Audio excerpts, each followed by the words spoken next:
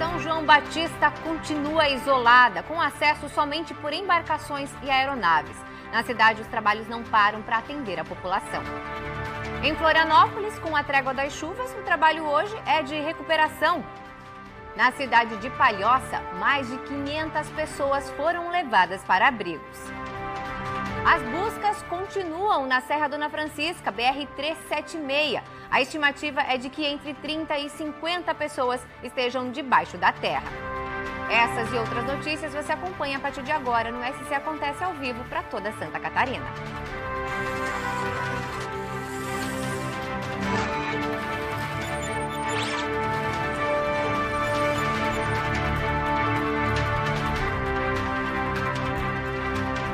Olá, muito boa tarde para você. A gente abre a edição de hoje atualizando você aí de casa sobre a situação das chuvas.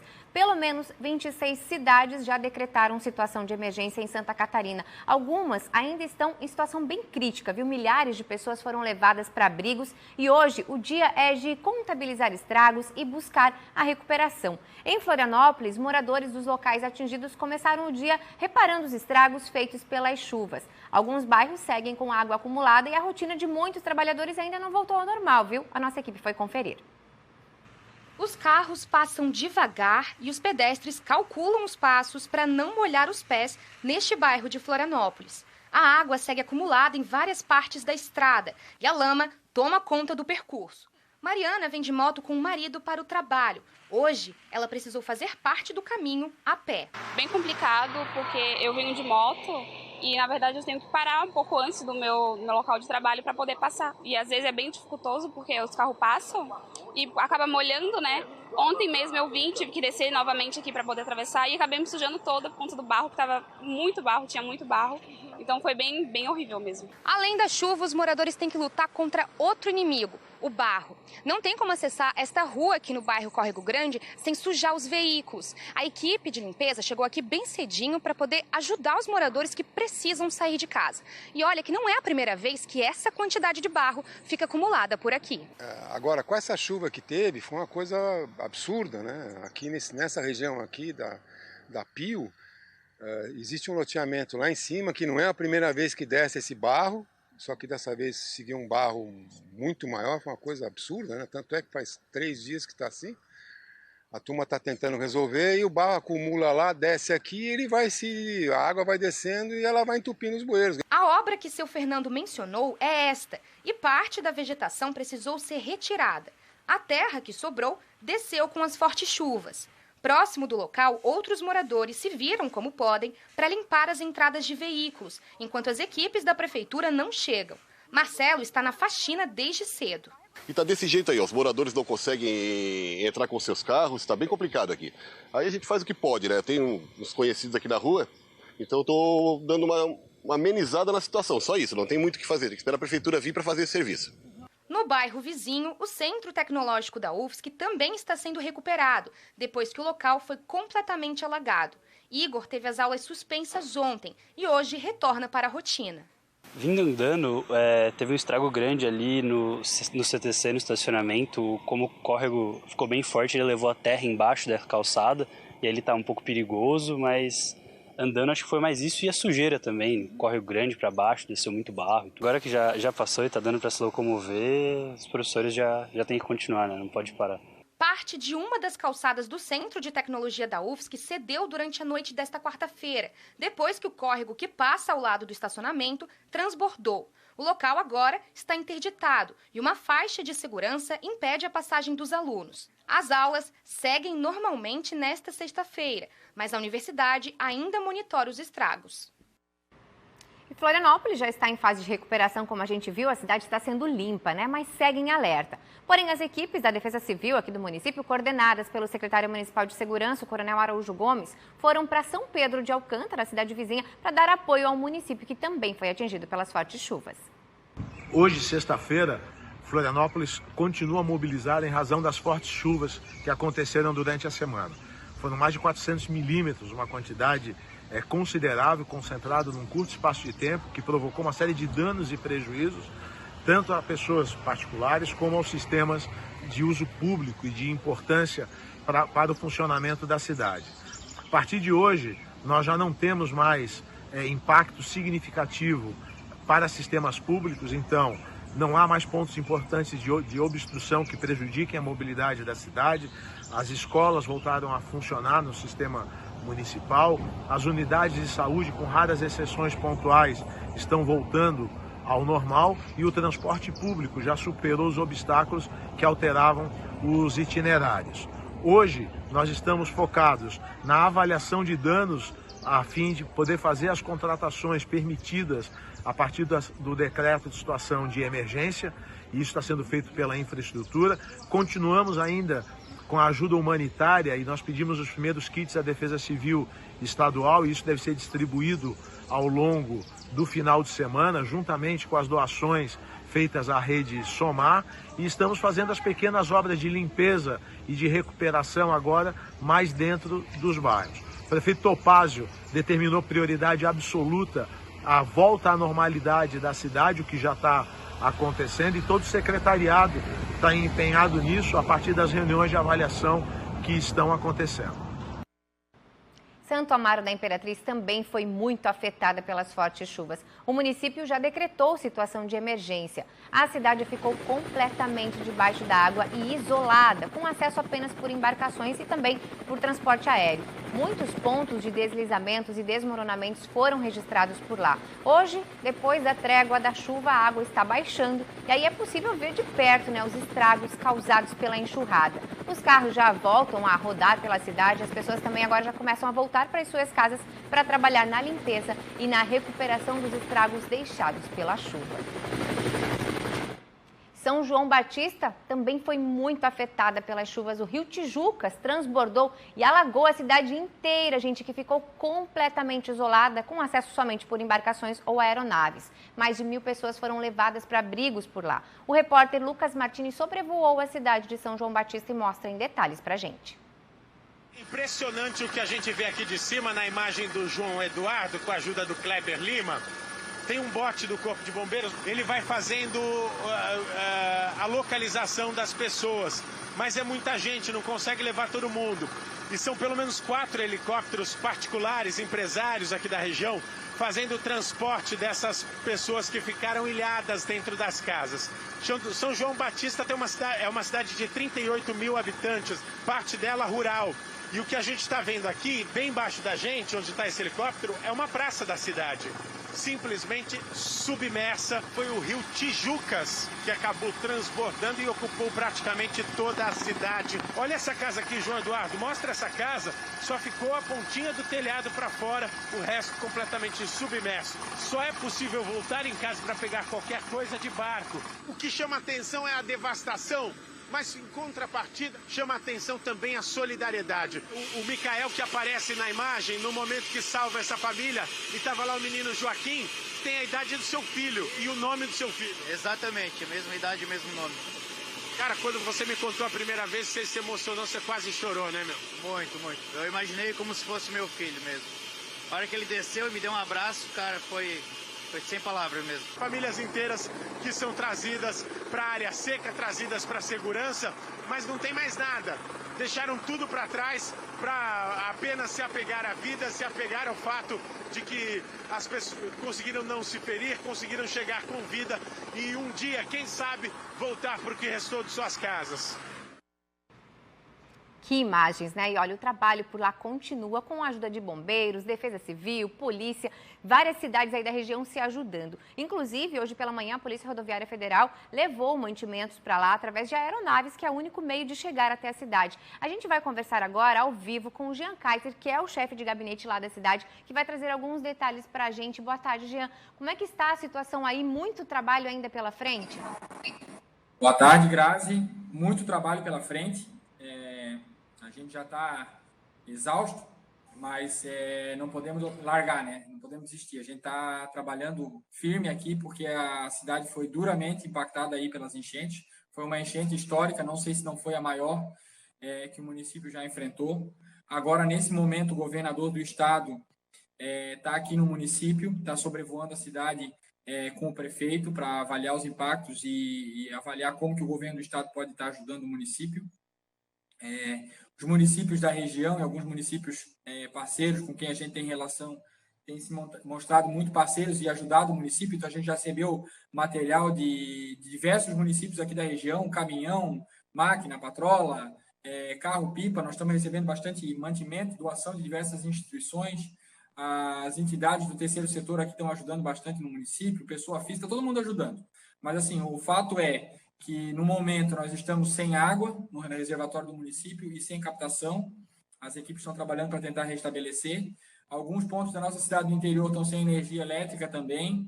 Nós ainda temos alguns pontos da cidade que estão isolados, mas a água vem cedendo, baixou. Praticamente todos os bairros agora a gente já consegue acessar os bairros, não de forma completa, mas a gente consegue acessar.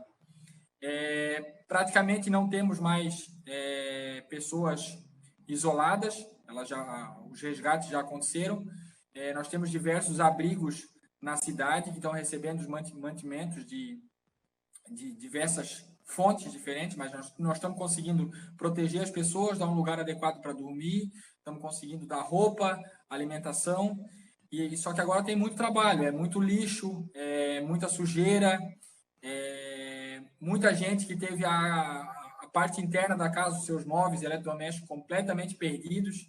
Então, agora é fase de dar apoio, registrar tudo o que aconteceu. Nós estamos com um processo burocrático bem acelerado aqui na Prefeitura também para registrar e fazer a parte de processo andar o mais rápido possível para a gente conseguir recursos para a Defesa Civil do Estado e a Defesa Civil da União, para conseguir reverter esses estragos aí e dar condições da população retomar a vida normal. A parte empresarial também foi muito atingida. Todas as nossas empresas estão paralisadas hoje, ninguém está conseguindo trabalhar e muitas delas foram atingidas e tiveram prejuízos ainda incalculáveis. É verdade, né? Agora realmente é esse trabalho, né? Momento de acalmar a situação, deixar essa água baixar e literalmente, né? Quando baixar tudo isso, voltar aí a reconstruir a cidade que foi completamente devastada, como a gente conseguiu ver aí nas imagens de antes. A gente agradece, né? Pede aí uma boa sorte para vocês, agradece a sua participação aqui, porque a gente sabe que está bastante corrido aí e bom trabalho para vocês, viu? Grazi, muito obrigado e obrigado por dar a oportunidade da gente contar um pouco da nossa história e amplificar a nossa voz, porque mais municípios e mais pessoas vão ver a nossa realidade aqui e toda vez que a gente aparece, sempre alguém assiste e acaba chegando uma nova doação e um novo apoio. Isso tem sido muito importante para a gente, porque acelera o processo de recuperação. Então, obrigado pela oportunidade de estar aqui falando para a audiência de vocês. Muito obrigada, boa tarde, bom trabalho para vocês aí também. Um intervalo rapidinho e na volta a gente traz as condições do tempo para o fim de semana de todo o estado e ainda novas informações sobre a situação do deslizamento na BR-376. Não saia daí.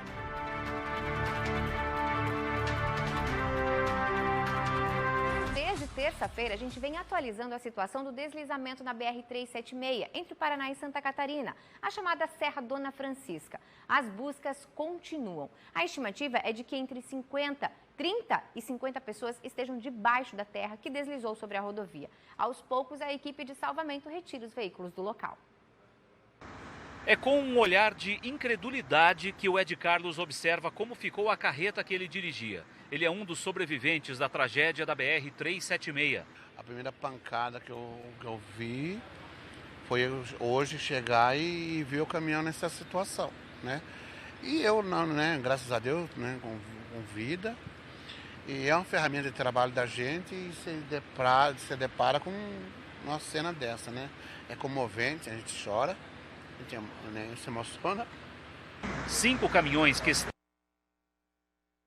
retirados do local. Com o uso de retroescavadeiras, as equipes já conseguiram avançar na remoção de mais de 7.000 metros cúbicos de terra no sentido norte da rodovia. É o que mostra o repórter Bruno Henrique. O objetivo é limpar esse lado da pista para fazer com que o fluxo possa seguir também em direção ao estado catarinense. Muito barro por aqui.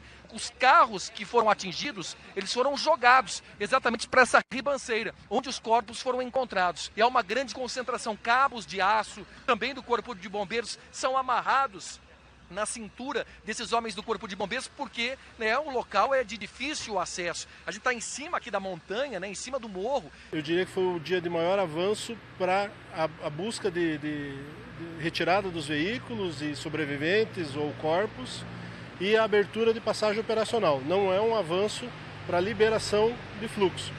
Isso ainda tem um tempo para acontecer. A chuva continua sendo o principal obstáculo das equipes de busca aqui na região da Serra do Mar. Isso porque ainda existe o risco de novos deslizamentos. E quanto mais o tempo passa, menor a chance de encontrar sobreviventes. Com a retirada da lama, o comando das operações de resgate diminuiu a quantidade esperada de vítimas para menos de 30. Com a ajuda de cães farejadores e de câmeras térmicas, os bombeiros percorrem a área afetada à procura de desaparecidos.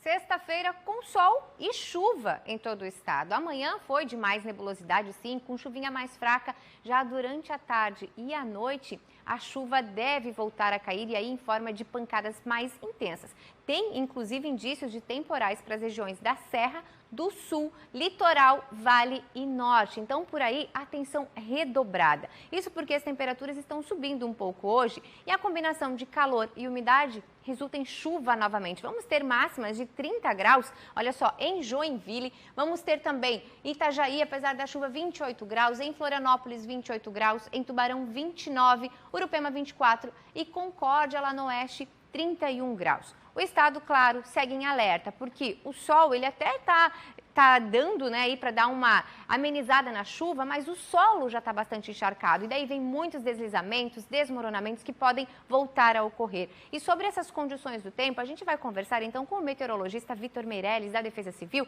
que está acompanhando tudo isso de pertinho, até para nos ajudar, né? Boa tarde, Vitor. Conta um pouquinho para a gente como é que fica, então, hoje à tarde com essa previsão de temporal, né? Mais risco, novamente, alerta para o estado?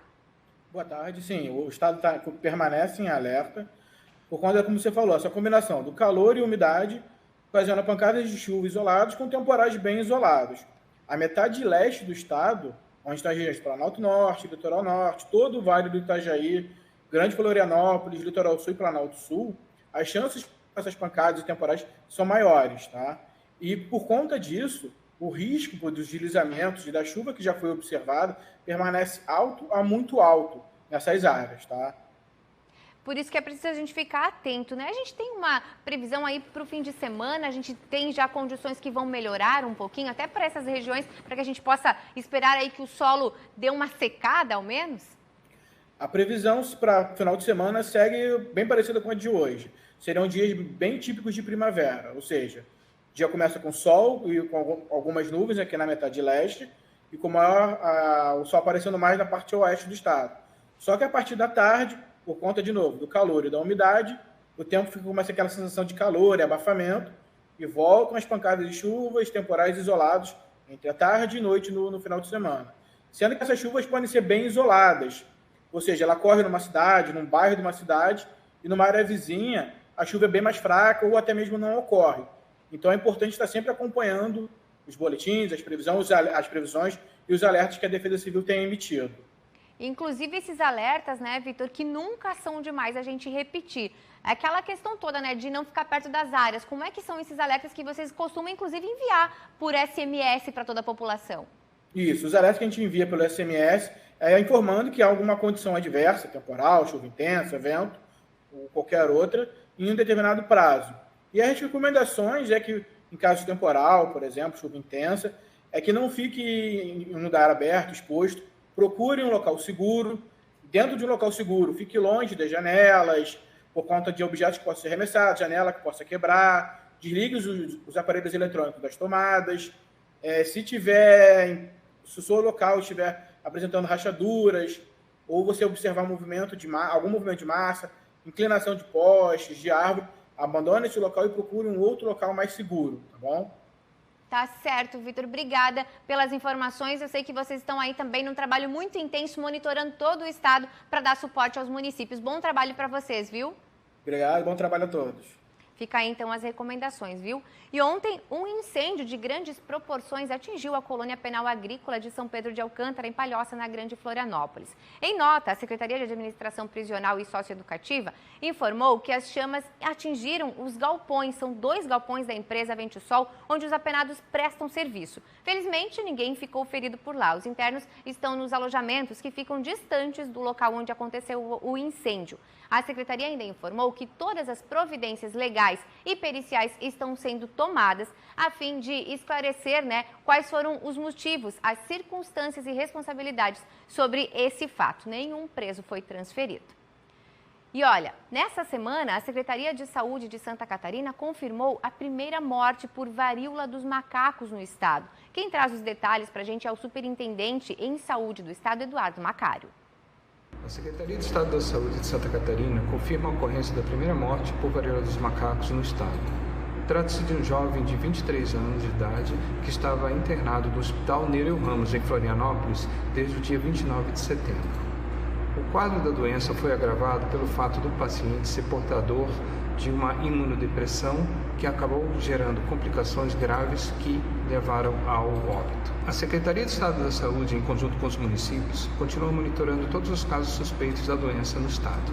Até o momento, já foram confirmados 374 casos e outros 269 são considerados casos prováveis. Desse total, apenas 13 precisaram de hospitalizações e os demais tiveram atendimento ambulatorial por apresentarem sintomas leves. A maioria dos casos confirmados da doença ocorrem em homens da faixa etária de 18 a 39 anos de idade. E os principais sintomas, além das lesões de pele, que são altamente características, pode apresentar no momento inicial febre, dor de cabeça, dor de garganta, dores musculares, além de linfonodos inflamados e um mal-estar geral. A transmissão da doença ocorre por meio de gotículas respiratórias ou pelo contato direto com pessoas portadoras do vírus. Para isso, é fundamental que os casos suspeitos sejam isolados para que não haja risco de transmissão pessoa para pessoa. Importante ficar atento a tudo isso, viu? Um rápido intervalo e já a gente volta com o SC Acontece para dar dicas aos motoristas. Se você perdeu a sua placa durante o temporal, fique atento, viu? A gente volta já. Voltamos a falar das chuvas que atingem todo o estado. Olha, mais de 500 pessoas passaram a noite nos abrigos montados pela Prefeitura de Palhoça, numa das cidades mais atingidas pelo temporal. A Júlia Matos está num dos abrigos e vai trazer os detalhes para a gente. Boa tarde, Júlia. Como é que está a situação por aí? Boa tarde, Grazi. Boa tarde para você que acompanha o SC Acontece. A gente está em um dos 3 abrigos montados aqui na cidade de Palhoça para receber essas pessoas, que ficaram desalojadas ou desabrigadas depois das fortes chuvas. Como você disse, Grazi, nessa noite mais de 530 pessoas passaram a noite nesses abrigos, que estão recebendo essas famílias, além de doações, produtos de higiene, alimentação, tudo isso para poder ajudar essas famílias que estão precisando nesse momento. Eu estou aqui com o secretário municipal de Assistência Social, Maurício Roque da Silva. Maurício, essas atividades vão continuar durante o dia? A gente sabe que a chuva não vai parar, então esse monitoramento com o pessoal vai continuar? Boa tarde à Band. Obrigado pelo apoio também, divulgando nossos trabalhos. A gente tem aqui, como citasse, um dos 3 abrigos ao qual passaram mais de 500 pessoas. É claro que desabrigado esse número é muito maior. Esses são os alojados, que tem muitas famílias que não vieram para os abrigos porque não queriam sair das casas. Então o número em Palhoça que foram atingidas pelas águas é muito, muito grande.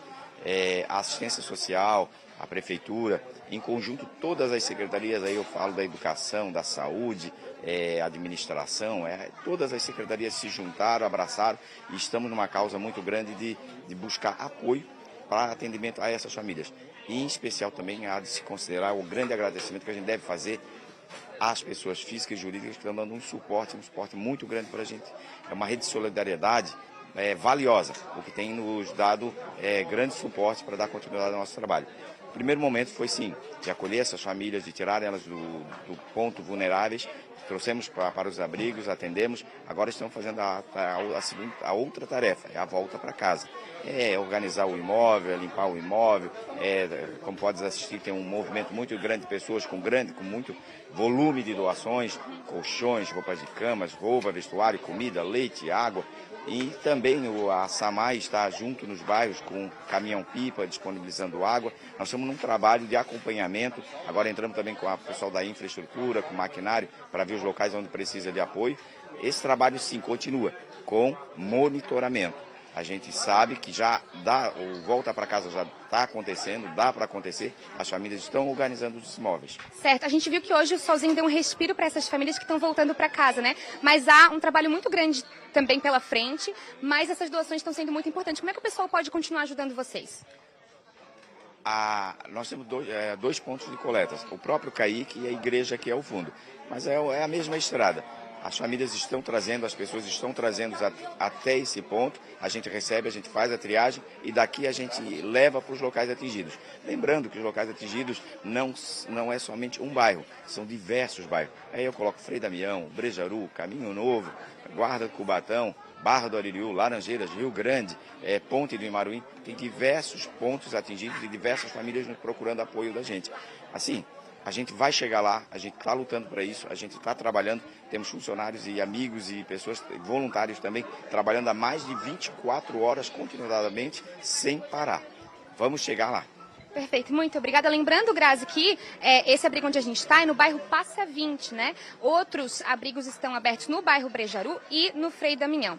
Agora em Santa Catarina, Grazi, outra situação que está acontecendo nesse momento são as casas que estão sem luz, né? Em toda Santa Catarina, mais de 39 mil unidades estão sem luz, sem energia, e a Grande Florianópolis abriga cerca de 31 mil delas. Depois de Santo Amaro, com 13 mil unidades sem luz, Palhoça vem logo atrás com quase 9 mil unidades sem energia. Estou aqui com o prefeito Eduardo Frecha também. Prefeito, como que está sendo acompanhar esses casos e o que está sendo feito para resolver isso? Bom, nós temos acompanhado, conversado, tendo um diálogo muito bom com a Celesc e prestando apoio. Tivemos, por exemplo, nós temos a região do Furadinho, Praia de Fora, Pontal, que estão sem energia por conta da rede elétrica que, com o avanço da água do Rio Cubatão, as margens caíram e os postes cederam. Então, hoje pela manhã estivemos lá junto com a Celesc, auxiliamos com o maquinário para que o caminhão conseguisse acessar o local, trabalha em conjunto para prestar esse apoio. Então, é esse o sentido agora. A gente está dando com nossos equipamentos, nosso pessoal, o maquinário, apoio para que a Celesc consiga chegar com seus equipamentos nos locais onde teve a queda das redes, possa acessar e restabelecer. Mas temos localidades ainda totalmente ilhadas. Por exemplo, a região do Sertão do Campo. Agora que as águas estão baixando, permitindo que a gente consiga chegar por terra. Tivemos que ontem fazer um sobrevoo para identificar os problemas na adutora de água que não está abastecendo a água para a Pinheira.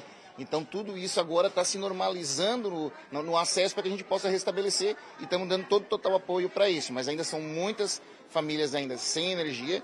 A gente está trabalhando para ajudar para restabelecer o quanto antes. Sem água também, com um grande problema de abastecimento por rompimento de adutoras da Casan. Recebemos agora informação recente de que chegou a romper a adutora de água bruta da Casan na captação.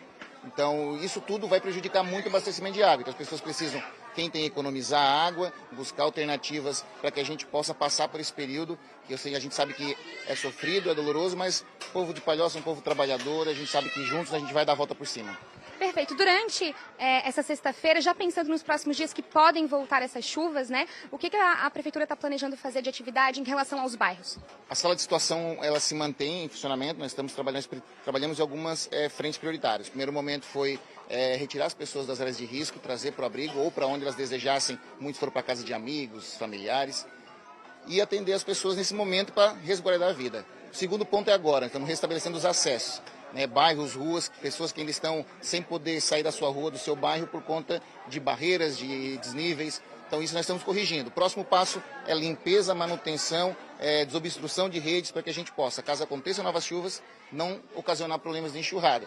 E a gente pede também, o solo ainda continua encharcado, as chuvas, o maior risco agora é de voltar a chover e trazer desmoronamentos, deslizamentos, que aí colocam muito a vida de pessoas em risco. Então, a gente pede que as pessoas monitorem. Se houver rachaduras, movimento de terra, acione a Defesa Civil, saia de casa, porque o momento principal agora é salvar e resguardar a vida de todos, e aí juntos a gente vai conseguir reconstruir tudo. Perfeito. Enquanto isso, Grazi, as famílias estão chegando aqui. A gente veio, quando a gente chegou aqui, inclusive, prefeito, a gente viu que tinham muitas doações chegando, doações saindo, né? Como que está essa movimentação? Queria que o cinegrafista Márcio mostrasse um pouquinho sobre o pessoal chegando aqui. Como que está acontecendo essas doações, receber esse pessoal, fazer dividir entre as famílias, né? Como é que está sendo? Isso. O povo palhocense, o povo catarinense, ele está mostrando hoje que o nosso principal diferencial realmente é o nosso povo. Né? Essa corrente solidária, essa corrente do bem está funcionando de uma forma espetacular. O município tem feito aquisição também de itens de limpeza, sofás, insumos de alimentação para que a gente possa atender. Mas as doações são fundamentais, porque essas pessoas, essas mais de 1.000 pessoas que estão nos nossos abrigos e mais de 2.000 que foram desalojadas, praticamente saíram de casa só com a roupa do corpo. Muitos foram resgatados e trazidos para cá sem calçado até, crianças sem mamadeira, sem fralda, então tudo isso é necessário, roupas, vestimento, calçados, produtos para casa, tudo que se precise para você passar o dia a dia, essas pessoas estão precisando. Então a gente está trabalhando nisso, buscando, e essa corrente eu tenho certeza que vai conseguir atender muita gente, e a gente pede a atenção e o carinho de todos para essas pessoas. Muito obrigada, prefeito. Grazi, essas são as informações. A gente vai seguir acompanhando a situação aqui em Palhoça e essa rede de solidariedade que está acontecendo aqui, né? Volto com você no estúdio.